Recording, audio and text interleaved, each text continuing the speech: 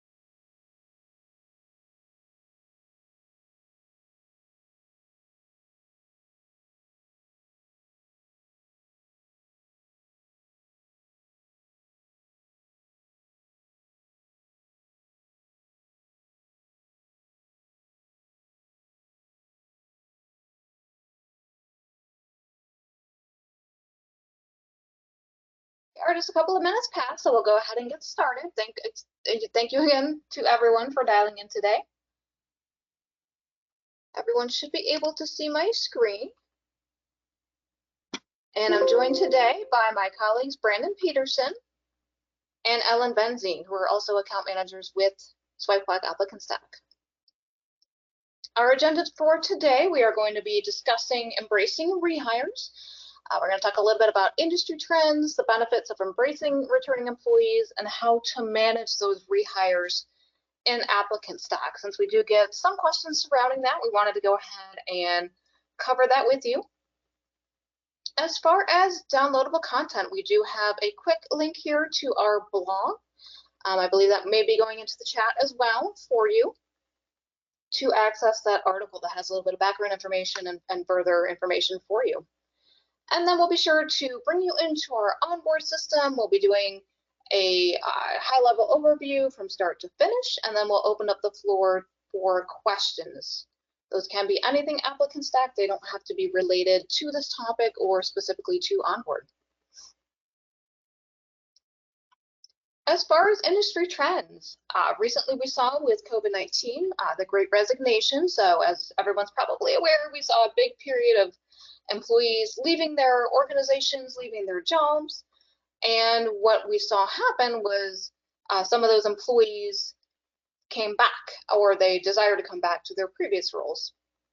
So beginning in 2021, an estimated 50 million plus employees voluntarily left their roles, and a significant portion of those individuals believed their previous role was better and they sought to come back. Other reasons for employees returning might be life situation changes. Maybe they've relocated, didn't like where they went to, came back, family changes. Maybe the business is seasonal, and employment is seasonal, so they may leave and come back continuously. Or maybe they did not find the job satisfaction that they thought existed elsewhere. The grass is not always greener on the other side. There are quite a few benefits to embracing returning employees. So for example, they are familiar with the expectations, responsibilities, the job overall. They have an established relationship with your organization, which can boost retention and loyalty. They have an increased likelihood of understanding and aligning with your company culture. And you also know what to expect performance-wise from those individuals. Your rehire very likely learned new things while they were away. They may have a fresh or new perspective on things as they come back. As far as the onboarding process, it would be a less time-consuming onboarding process bringing those individuals back. For example, less training would be required, lower onboarding cost overall. According to Indeed, onboarding costs are pretty significant. Most companies would pay between $4,000 and $20,000 to hire a new employee, and that does not include salary and benefits. So if you bring employees back to your organization, you can help save on some of those costs that are associated. We do get quite a few questions in ApplicantStack. The system, if you go to push a hire from Recruit to Onboard, if they are a rehire, if the email address is the same, that sometimes will kick back an error or prevent you from doing that, or if you push them and you don't see them on the onboard sign, we have a few options for you, and we'll be sure to show you this in just a little bit. But you've got three options. You can either edit the hire record, the email address in Onboard. So we would recommend making it kind of a placeholder email. So maybe add some digits in there, add test email, example email, something of that sort to that email address, which will make those emails different. You can also edit the candidate record email address on the Recruit side prior to pushing them over. Our third option is to use the same new hire record from before and simply assign new forms to that hire. So I have a little screenshot here. We'll see this again in just a minute, but for one of our hires, we have the W-4, which was assigned, and we have reassigned that. We've reassigned the 2024 W-4. That goes to the new hire portal, and that individual can go ahead and complete that. Okay. Again, we will be going into the system in just a minute to do a walkthrough with you. But we did want to mention we have some upcoming events. For example, we have an Ask Me Anything webinar on May 30th regarding integrations. We'll be doing an overview. On June 6th, we have an Ask Me Anything regarding questionnaires and scoring to evaluate your candidate pool and their your requirements and their fit for those requirements. And then we have a webinar for ApplicantStack Recruit on June 11th. Our topic there will be creating reports, and then we will open that up for a review of that system. Okay, with that, I'm going to go ahead and hop into my demo account. I do have everybody on the Recruit side for now, so I'll go ahead and head into my candidates. Anytime we change a candidate to the hired stage, that's going to go ahead and push them over into Onboard. So let me go ahead and show you George Blake. We did mention modifying the email address. If you run into that challenge, pushing George over into Onboard, you can simply edit this candidate record and change that email address. So we have his email here. You would simply modify that slightly in order to get that record to push over. Once I change George Blake to the hired stage, we will see a pop-up, and that will ask you which onboard workflow you would like that hire to go through and who is the hiring manager or the onboarding manager. So you'll simply select that and confirm that stage change. With that, I will go ahead and toggle over to our onboard side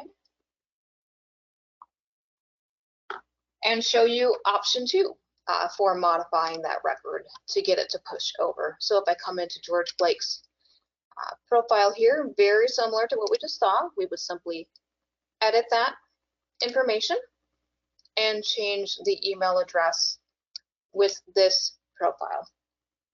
Again, you can add maybe some digits, maybe some underscores, text, something of that sort to differentiate that. And now that we're in George Blake's profile, let's go ahead and view his portal. And this is where we had assigned the updated W-4 form. So that will your screen. Okay. Hey, Carol, I'm going to take over. What Carol had done is she had discussed obviously rehiring individuals for seasonal hires, you know, lifeguards, parks and recreation employees, that sort of thing. So that was just a feature that Carol wanted to discuss prior to an onboarding demo. Carol was moving an individual from Recruit to onboarding. And let me just go back to Recruit for a minute. ApplicantStack Recruit and ApplicantStack Onboarding are integrated. So I believe Carol mentioned that when you move a candidate in Recruit to the hired stage, that individual will transition to onboarding. Again, the caveat there is that if the individual is a rehire, they're using their same email address, they will not go to onboarding. And then Carol had 3 suggestions in order to combat that situation. But again, when you move a candidate to the hired stage, they will transition to onboarding. So what I'm going to do is toggle to onboarding by clicking on the 3x3 square up top, onboarding from my dropdown. And again, you can see that the user interface is very similar to what was in Recruit. The announcements panel will share with you when upcoming Ask Me Anything hours are and additional product webinars. Many of you probably registered for this webinar via the link in the announcements panel. The activity summary will show you emails that have come to you from your new hires. And then the far right tile, the task summary, shows what assignments have been delegated to you and what's on your to-do list. And then down below, you'll see the pipeline summary. And in Recruit, you see the pipeline summary of jobs. In Onboard, you see the pipeline summary of your hires and what stages they're in your onboarding flow. So this is the default onboarding flow, yet much like ApplicantStack Recruit, you can configure ApplicantStack Onboarding to mirror your particular onboarding steps. We absolutely need the new stage because that's the stage where your candidates from Recruit fall when they transition to onboarding. But then you move your new hires through the stages of your onboard workflow, ultimately until they have completed the assigned paperwork. So I'm going to jump to the library tab before getting started looking at a new hire record. And the library tab in Onboard, just like in Recruit, houses all of those repetitive forms and questionnaires and messages, etc. So the first thing you see here are the form templates that are housed in my onboarding account. And form, by definition, in ApplicantStack onboarding is something that needs an e-signature. So typically you'll see state tax forms. Maybe you have a background and drug release statement that you want your new hires to sign. Again, you can use our e-signature capabilities to do that. State tax forms, we do have VEVRA post-offer forms already created for your use. And we do provide the I-9 federal state tax forms, the CC-305 state tax forms, as they are updated either in January of a new year or whenever a new form does come out. You also have the ability to add a form on your own. So your organization probably has unique forms. It could be some sort of handbook acknowledgement that you want a new hire to sign and date, or any other form unique to your organization that you would want your hires to review, complete any requested information, and sign and date it. So if I click on Add a Form here, you would name the form, and then you can choose the file. And once the file has been updated, you have the ability to view the file or form, excuse me, edit it if necessary. And then it can be assigned electronically to your new hires. And let me just pause here for a minute, because the words assigned electronically is the absolute benefit of ApplicantStack onboarding. So a new hire is not sitting in your conference room for 4 hours the first morning of work, and they're like, oh my gosh, I don't know where, I don't have a second form of identification, or I'm not sure how many, what's the word in tax language? Not withdrawals. Oh, how many, well, you know what I mean, how to fill out tax forms properly. Exemptions. That's it, exemptions. Thank you, Brandon. Woo. So anyway, your onboarding forms can be completed by the new hire while they're in their living room and have all of their information around in order to complete them successfully. So this is actually a sample form that I uploaded previously. It's an old W-4, as you can see, but the blue fields highlight what needs to be input. And as I mentioned before, you can edit a form in ApplicantStack onboarding that has been uploaded. So I'm on the gray menu on the right. I clicked Edit Form, and then you'll see tools down the left-hand side of my screen. So just moving back up again, you can name the form anything you want. You can provide instructions to whoever's completing the form, and that would typically be a new hire. But you also can designate the form for an ApplicantStack user to complete. And then we have the ability to complete two-part forms. So typically a state tax form, the federal form, the I-9 are all examples of two-part forms. The hire needs to complete his or her part first, and then that will trigger a notification to an ApplicantStack user to complete the form from the employer side. But then moving down, you'll see the tool types that we have here that can be used to modify a form. And just as an example, you'll see that an employee signature is necessary on this form. So I am going to drag and drop a signature type field, and you can pretty it up, make it however you want. You can rename the field, you can make it required. ApplicantStack onboarding does have the ability to autofill fields, which means that that information that's requested time and time again, name, possibly social security number, date of birth, contact information, address, can be auto-filled so that your hires aren't completing that information time and time again.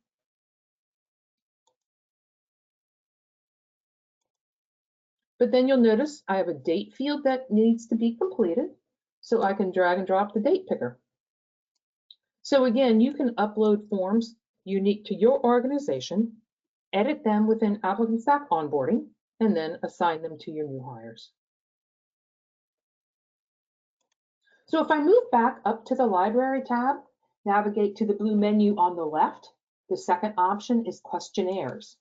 And again, comparing the questionnaire functionality in onboarding to Recruit, it's very similar.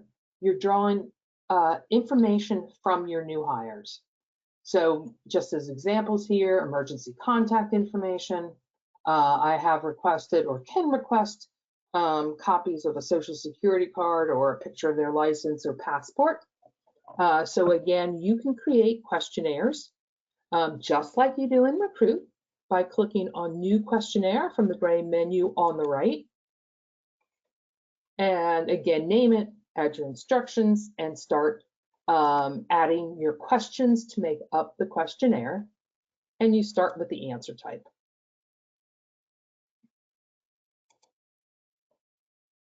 Messaging would include both email messages and text messages. If you have texting in your account, you can mirror those messages for both email and texting. You can make them separate if you want to. But again, you have the ability to message your new hires via email or texting. This particular message, welcome to the hiring process, is absolutely necessary 99% of the time. Because what I'm going to show you is a new hire record, and you populate a new hire record with all of those documents and tasks that you want your new hire to complete during the onboarding process. You need to let your new hire know that their onboarding portal is ready, and it's via an email that looks similar to this that would happen. You need to provide your new hire what their username is. The system assigns a password that can be changed if they want. And then the email will also provide the link to the onboarding portal. So we'll come back to that in a minute, but just wanted to show you an example of a message template and what it could look like. Tasks are assignments, something to do, and a task can be assigned to a new hire, or it can be assigned to an ApplicantStack user. So maybe you have hard copy files containing some initial paperwork with your new hires that you want an individual in your office to create. You could assign that individual the task to do that. Maybe you want to assign an IT person the task to order a laptop for your new hire. So just examples of tasks, it could include those two things. A checklist is the bundling of onboarding forms and tasks. So typically a new hire would get the request to complete the I-9, a state tax form, the W-4, maybe CC-305, maybe VEVRA post-offer information, and other forms unique to your organization. So as opposed to assigning those forms one by one, which is time consuming and not efficient, you can create a checklist. So a checklist is the bundling of forms based on type of hire. So the examples that you see here include an hourly paid employee checklist, which could very well be different than a salaried employee checklist. You can see I've created a checklist for an individual hired in the state of North Carolina, which includes the North Carolina state tax form. And an individual hired in the state of South Carolina would receive the South Carolina state tax form. So again, checklists are the bundling of forms and questionnaires and tasks for your new hires and for your ApplicantStack users to complete their onboarding process. And then finally here, supporting documents. Definition of supporting documents in the ApplicantStack onboarding world are documents that are informational. They don't require a signature. They don't require any sort of feedback. They're informational documents only. And examples of a supporting document might be a drug and alcohol abuse policy statement, might be a drug-free workplace statement. Your employee handbook could be a supporting document, and the employee handbook acknowledgement would then be a form for the new hire to sign and date. Holiday schedule is a little outdated here in my demo, but you could include a holiday schedule. You can see a couple other examples that are supporting documents as well. So with ApplicantStack onboarding, I would suggest building your library and then implementing onboarding, obviously after you test your onboarding processes to assure that they mirror what you want them to do.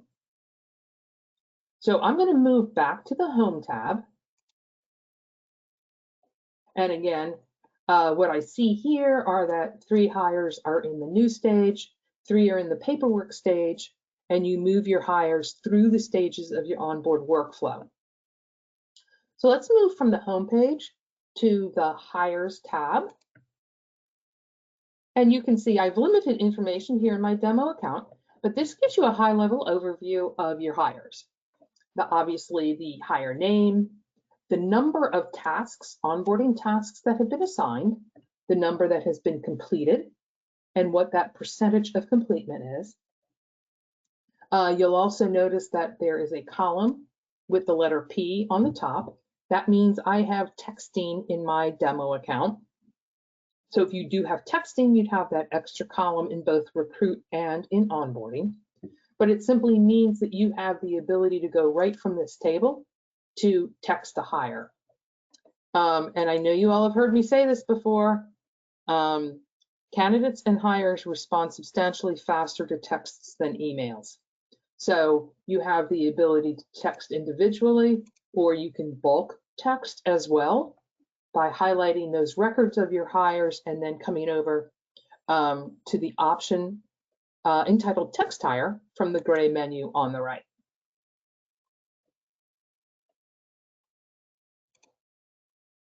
All right, other information that this shows here, in this case is building location.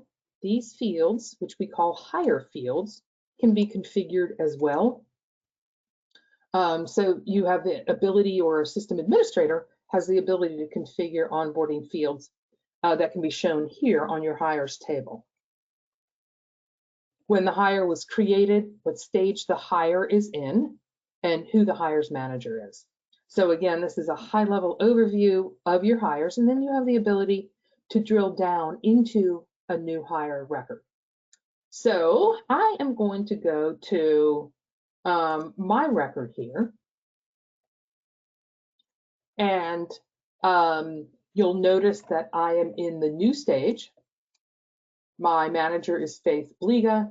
The job for which I'm being hired is the executive assistant opportunity, and I can toggle back to recruit to review my recruit record if I want to do that. This information has been auto-populated, another benefit of having ApplicantStack Recruit and Onboard integrated. You can add hire fields, as I mentioned before. And then these are the tasks that have been assigned to me. So again, this is my demo account. It's a little outdated. I need to update this, but you can see, and I'm saying you, an ApplicantStack user would see this view. So the ApplicantStack user can see the tasks and the questionnaires that have been assigned and what the status of each of them are. And also the tasks that have been assigned to other ApplicantStack users. I'm going to open this filter up. And the reason why I wanted to open that up and share this with you is you'll notice that the W-4 is in a pending status. And it's in a pending status because that's an example of a two-part form. And the new hire has not completed their portion of this W-4. So until the new hire completes their portion, because the form has been designated as a hire then employer form, this will stay in the pending status for the ApplicantStack user. Once the new hire completes the form, the user will get a notification. Obviously, they can see it here as well, that the employer now needs to take action. Coming down in the new hire record, any sort of forms that have been completed would show here, and there weren't any forms completed, so I'm going to back out of that for a minute. Any questionnaires that had been completed would show here as well. Here are the supporting documents that have been assigned to this new hire. So those supporting documents you saw in the library.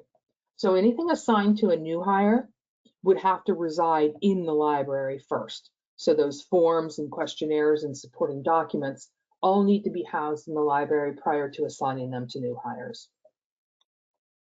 This is a note field. It's free form, so you can add anything you want to here. All correspondence via email and texting is captured in ApplicantStack onboarding, so you have that audit trail. And then there is a history of all interaction with the new hire. So again, one of the beauties of ApplicantStack is the audit trail is automatically created for you.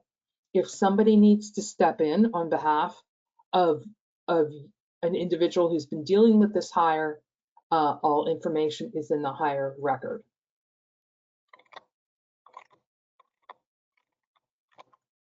Let's just talk about some of the functions from the gray menu on the right over here. I had mentioned that ApplicantStack Recruit and Onboarding are integrated. This hire record happens to be me. I was in Recruit, but if you have an individual that you want to hire that is not in Recruit, then you do have the ability to manually add an individual.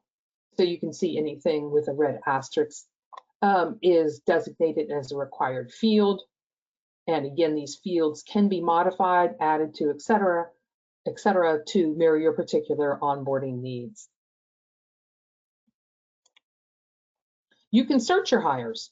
So just like in ApplicantStack Recruit, if you're looking for an individual, a candidate, you can search, and you also have the ability to search in ApplicantStack Onboarding.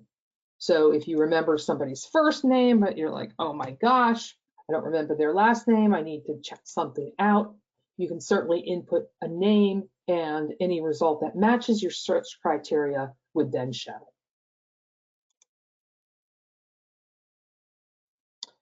We talked about messaging. So you can email a new hire, and you can text a new hire as well. Emailing is part of ApplicantStack Recruit and Onboarding. Texting is an additional account fee. Again, you can do it in mass if you want to. And then you would designate text or you would designate email.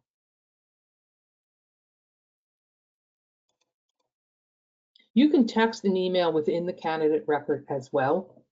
And let me go ahead and show you something. So I'm back into my new hire record. I think I said candidate record. I meant new hire record. And this new hire record has been loaded with the tasks and the supporting documents, all necessary to get me started with my onboarding process. But if you recall, we talked about that messaging template in the library that says, welcome to Swipe Clock. So your new hires need to know that their onboarding portal is ready for them. So if I come over here to email hire,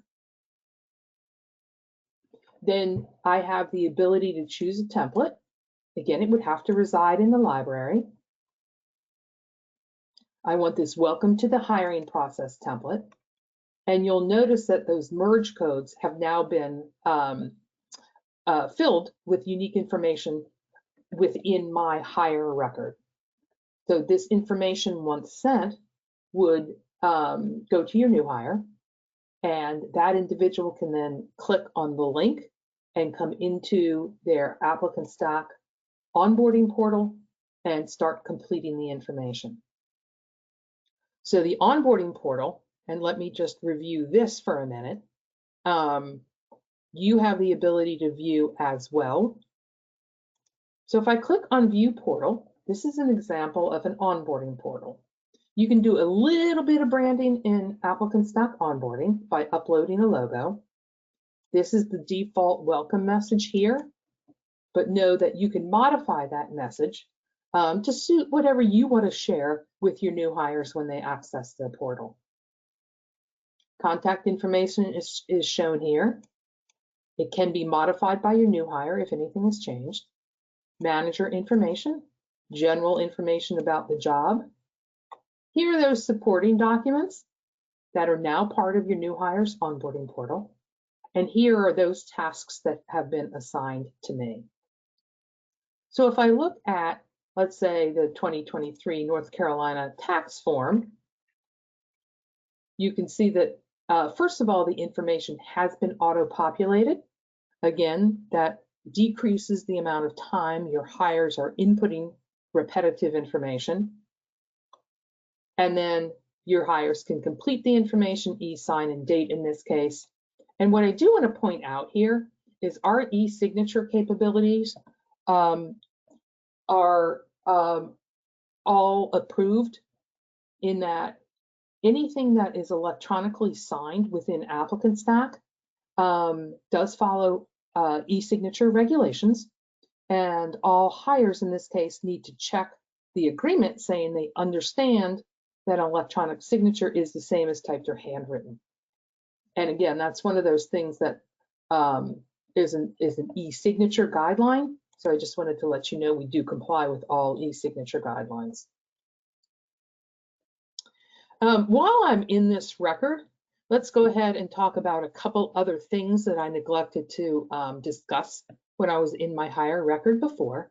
We talked about emailing a hire. We talked about texting a hire. You do have the ability to add tasks and forms on a one-by-one basis. So a form would need to be in your library, but of course you could add a form to this new hire record if you wanted to.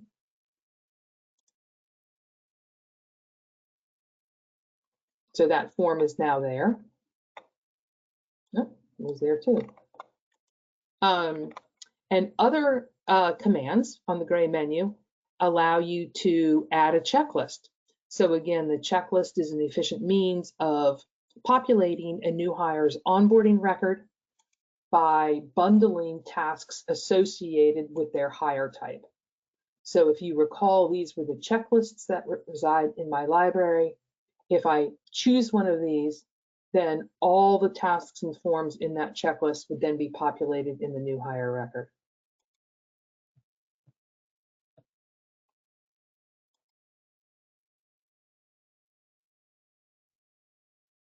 You can add an attachment to a new hire record. So for example, maybe you want a picture of your new hire for the online employee directory. You can upload pictures if you want. Here's that free form add note field. You can print out information. As Carol mentioned at the front end of this webinar, you can edit information here if anything changes with your new hire. And again, we looked at the view portal here.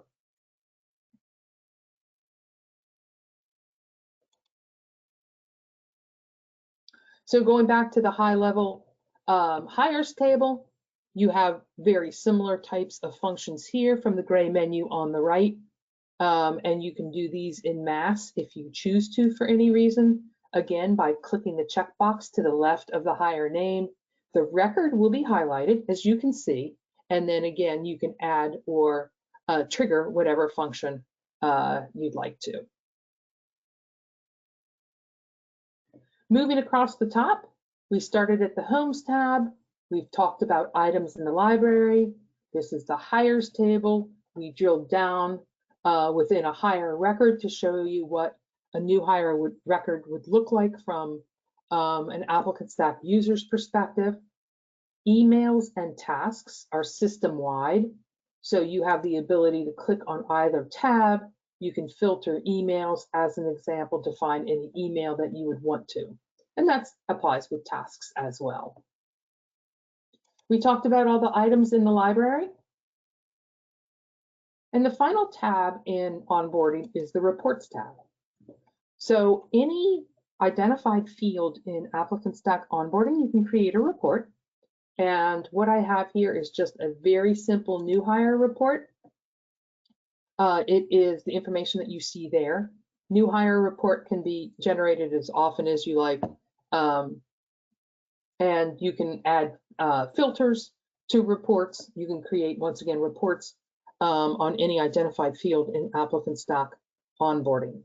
And as Carol said, there is a recruit webinar coming up focusing on reports, but the report generator is very similar in onboarding as it is in recruit. So if you're interested in creating your own reports, I would highly suggest registering for the report webinar. And Dan Hicks, who is from our technical support team, will be our guest speaker. So those of you who have submitted tickets before know Dan. He responds to 95% of the ApplicantStack tickets. He is a guru, and I would suggest registering for that webinar just as soon as you can. The last thing I want to discuss are just some quick administrative functions. And you do need to be an ApplicantStack administrator.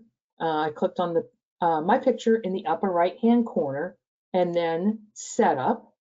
And you'll see the blue menu on the left will show you who your users are, what your billing is.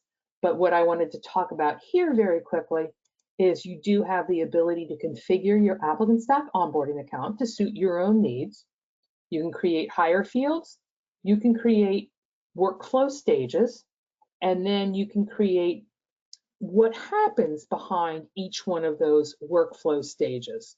So for example, in my demo account, any candidate that gets moved to the new field will get an email with the information necessary in order for that individual to access their onboarding portal. They'll also get a text. And texting, again, is that quick hit. So if you need to contact somebody quickly, say, hey, start your onboarding process, then maybe you want to evaluate our texting function too. The paperwork stage, you'll notice that there's another email that's going out. Excuse me, this email was, hey, we're excited to have you. This email includes the information to access the onboarding portal. And you can get kind of the theme running through the stages of my onboarding workflow as to what happens when a hire gets moved into each one of these stages. So again, an account admin can configure your onboarding account as needed. Settings. This is where you can actually modify that welcome instruction message that a new hire would see on their onboarding portal. And this is where you can upload a logo as well. And the rest of this information is pretty much auto-populated for you based on information in your account. I did mention Dan Hicks and our technical support team. If you click on the white question mark in the upper right-hand corner and then ask a question, that will get you to our technical support team. You can complete the web form. This information will be routed to the proper individual, and then a response will be routed back directly to you. All right. So, Brandon, did I miss anything? I wasn't quite prepared to do this afternoon. I will say I've been with ApplicantStack for a few years, so I hope that rolled okay. But did I miss anything? No, nothing that comes to mind. You handled it like a pro. Thank you, Ellen. Okay. Was Carol able to come back in?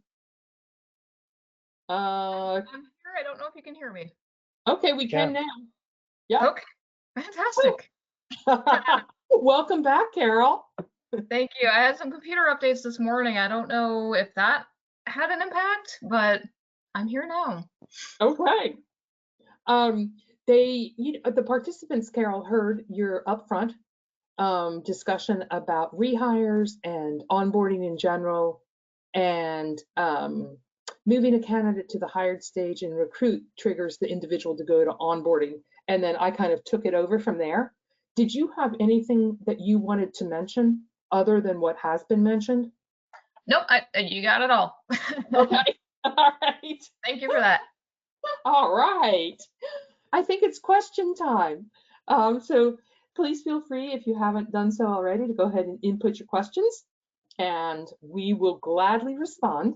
And your questions can be on anything associated with ApplicantStack, Recruit, and onboarding. All right.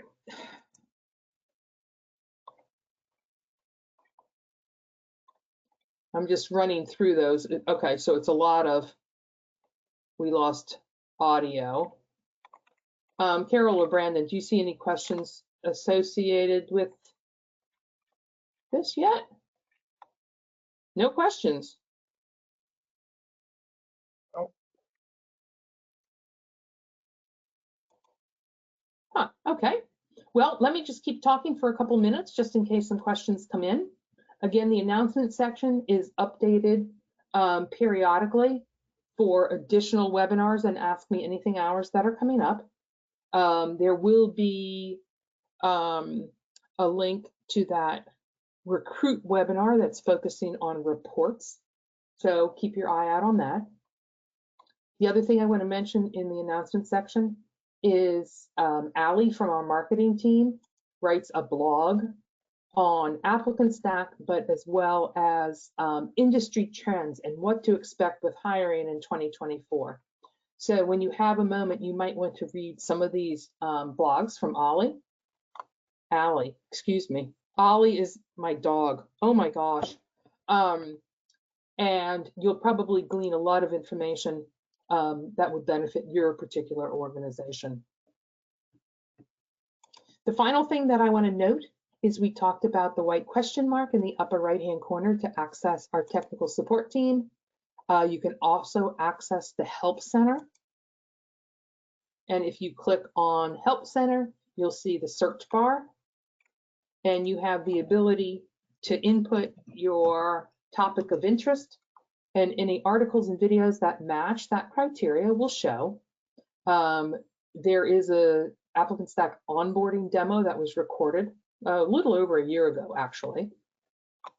But then you see getting started guides, overview guides, and really what we've talked about throughout this particular webinar.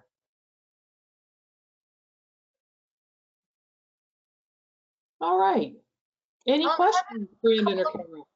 We've had a couple come in. Yay. First question, is there a webinar for someone who is completely new to ApplicantStack? There is a recruit webinar that provides a high-level overview, just like this onboard webinar did. We just had that. Let's go to the Help Center.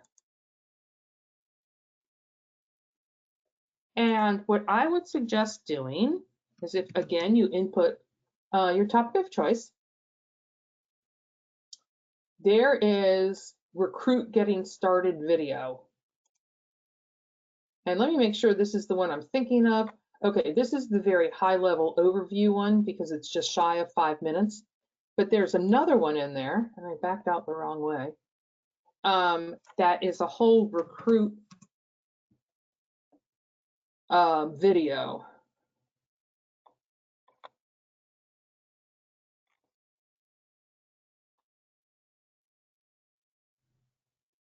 Where is it? You know what? We'll get back to Getting it on, started guide might be a good place to start for a new user. what's that? This one? The getting started video inside the, Wait, did I click too quickly? so that's the guide. That's the one Yeah. that reads like a manual. If you go back one page. That was the It's- short getting It's on the started. home page, the video. Yeah. So go back. What are you referring to, Brandon? It's on the home page of the support center, bottom left. Yeah. Is it the long video? Getting started with recruit video. Thank you, Brandon. Yeah.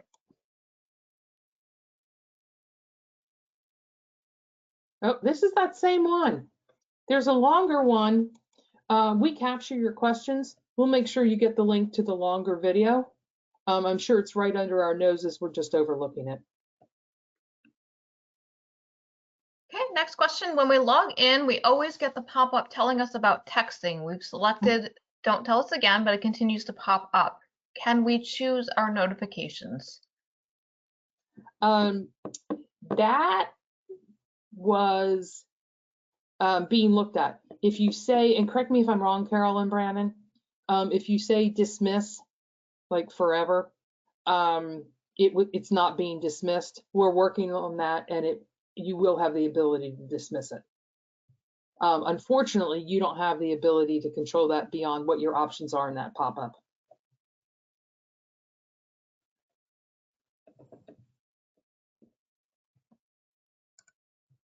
Anything else, Carol? Okay, we did get a thank you for the webinar getting started materials question. So fantastic there. Yeah. But Wonderful. don't see no new questions beyond that. Okay. We always have a moment of silence just in case any come in at the last minute. Doesn't sound like it, huh, Carol? I think we're good to wrap it up.